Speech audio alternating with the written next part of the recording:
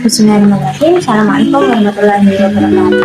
Hai semuanya, kembali lagi bersama saya Tati Kirana Putri Gayatri dari kampus IAIN Pontianak, Fakultas Tarbiyah dan Ilmu Keguruan, Program Studi Pendidikan Bahasa Arab kelas 2B. Pada kesempatan kali ini, saya ingin membuat video edukasi untuk memenuhi tugas ujian akhir semester mata kuliah Administrasi dan Supervisi Pendidikan yang diampu oleh Ibunda Dr. Misda SAG MPD. Sebelum masuk ke pembahasan, saya ingin mengajak kita untuk berpikir sejenak. Pernahkah kita bertanya mengapa ada sekolah yang mampu menghasilkan lulusan yang berkualitas, sementara ada juga sekolah yang masih kesulitan untuk mencapai target pembelajaran? Nah, jawabannya tentu tidak, karena hal tersebut tidak hanya bergantung kepada guru dan siswa saja. Keberhasilan sebuah sekolah dipengaruhi oleh banyak faktor, mulai dari pengelolaan sekolah, kepemimpinan kepala sekolah, hingga pelaksanaan supervisi yang dilakukan secara berkelanjutan. Karena itulah administrasi dan supervisi pendidikan memiliki peran yang sangat penting dalam meningkatkan mutu pendidikan. Baiklah, langsung saja kita masuk ke pembahasan yang pertama. Nah, pembahasan yang pertama adalah 4 prinsip dalam pelaksanaan supervisi. Dalam dunia pendidikan, supervisi itu sering sekali dianggap sebagai kegiatan untuk menilai atau mencari kesalahan guru. Padahal anggapan tersebut kurang tepat, karena supervisi yang baik justru bertujuan membantu guru agar proses pembelajaran menjadi semakin efektif. Agar tujuan tersebut tercapai, terdapat beberapa prinsip yang harus diterapkan. Prinsip yang pertama adalah prinsip ilmiah, yang artinya supervisi harus dilakukan berdasarkan data dan fakta, bukan berdasarkan perasaan atau pendapat pribadi. Misalnya, kepala sekolah ingin mengetahui kemampuan seorang guru dalam mengajar. Maka, sebelum memberikan penilaian, kepala sekolah harus terlebih dahulu masuk ke kelas, lalu mengamati proses pembelajaran menggunakan instrumen observasi, kemudian mencatat berbagai temuan. Setelah itu, barulah kepala sekolah memberikan masukan berdasarkan hasil pengamatan tersebut. Dengan cara ini, guru akan merasa bahwasannya penilaian yang diberikan benar-benar objektif. Kemudian, prinsip kedua adalah prinsip demokratis. Dalam prinsip ini, hubungan antara kepala sekolah dan guru bersifat saling menghargai, yang artinya kepala sekolah tidak hanya memberikan kritik, akan tetapi juga mendengarkan pendapat guru. Contohnya, setelah observasi selesai, kepala sekolah mengajak guru berdiskusi. Guru diberikan kesempatan menjelaskan kendala yang dialaminya selama mengajar. Dari diskusi tersebut, keduanya dapat menemukan solusi terbaik secara bersama-sama. Hal ini membuat guru merasa dihargai dan lebih terbuka untuk menerima masukan. Prinsip ketiga adalah prinsip kerjasama.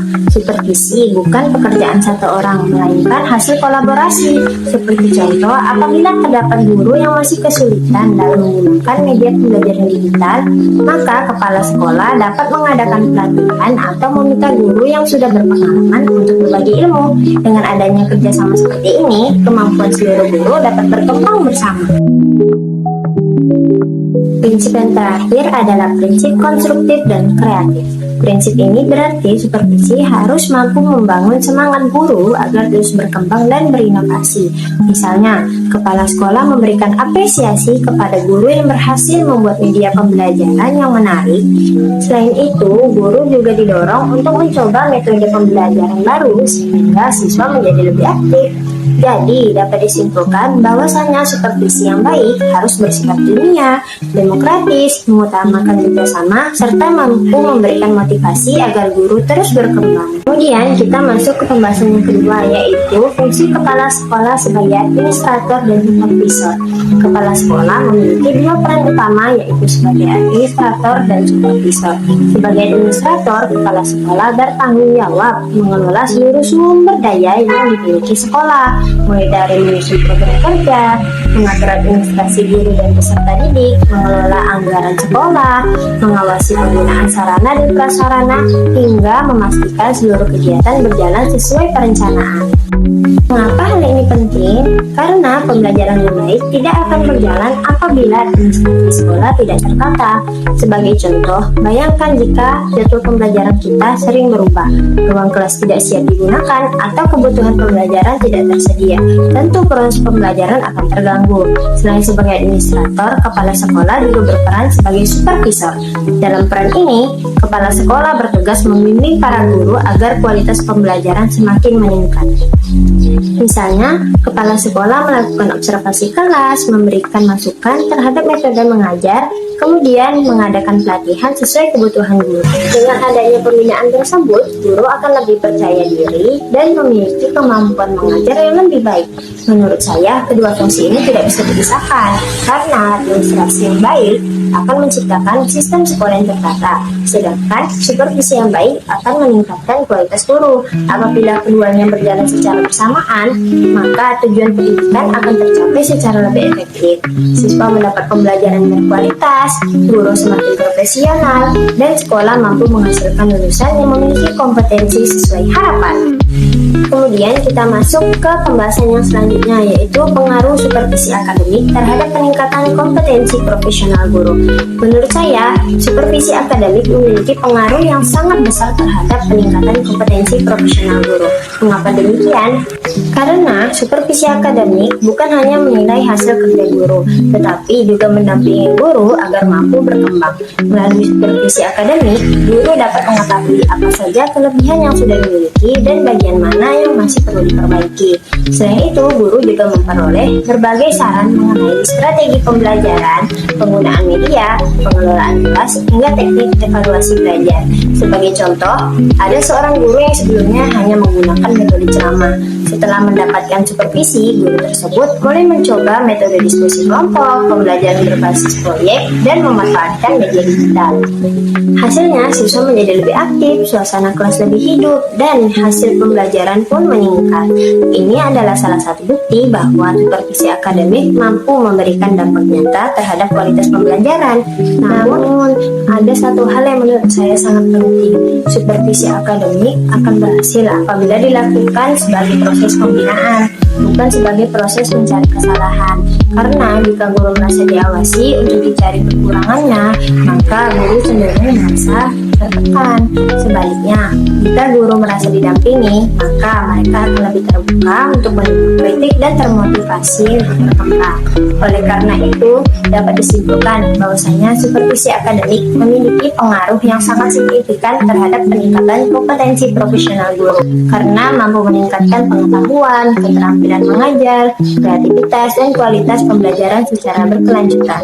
Kemudian kita masuk ke pembahasan yang terakhir, yaitu hubungan antara monitoring dan evaluasi pendidikan dengan perencanaan pada 7 komponen sistem pendidikan. Monitoring, evaluasi, dan perencanaan sebenarnya merupakan 3 kegiatan yang saling berkaitan. Monitoring dilakukan untuk memantau pelaksanaan suatu program, kemudian evaluasi dilakukan untuk menilai apakah program tersebut berhasil mencapai tujuan, sedangkan hasil monitoring dan evaluasi digunakan sebagai dasar dalam menyusun perencanaan berikutnya. Hubungan tersebut dapat kita lihat pada 7 komponen sistem pendidikan. Yang pertama, tujuan pendidikan. Monitoring dan evaluasi membantu mengetahui apakah tujuan yang telah ditetapkan benar-benar tercapai. Yang kedua, yaitu peserta didik. Perkembangan belajar siswa dipantau dan dievaluasi sehingga sekolah dapat merancang program yang lebih sesuai dengan kebutuhan mereka. Yang ketiga, yaitu guru. Monitoring dilakukan terhadap proses mengajar, sedangkan evaluasi digunakan untuk mengetahui kompetensi guru sehingga dapat direncanakan pelatihan yang tepat. Yang keempat adalah kurikulum. Sekolah memantau pelaksanaan kurikulum, kemudian mengevaluasi efektivitasnya sebagai dasar penyempurnaan kurikulum pada masa yang akan datang. Kemudian yang kelima adalah proses pembelajaran. Monitoring melihat bagaimana pembelajaran berlangsung, sedangkan evaluasi mengukur keberhasilannya sehingga metode pembelajaran dapat terus diperbaiki. Yang keenam adalah sarana dan prasarana. Sekolah memantau penggunaan fasilitas yang tersedia dan mengevaluasi apakah fasilitas tersebut sudah mencukupi atau masih perlu ditambah. Dan yang terakhir adalah pembiayaan pendidikan.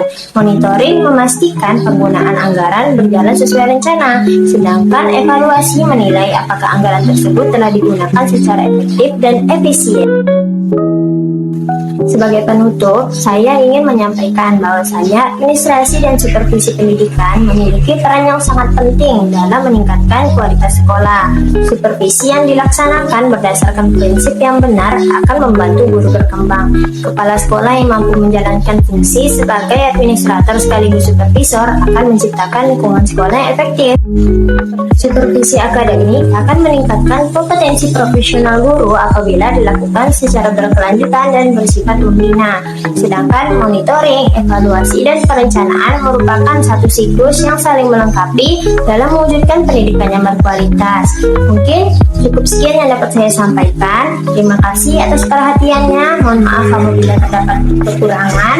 See you in the next video. Bye-bye.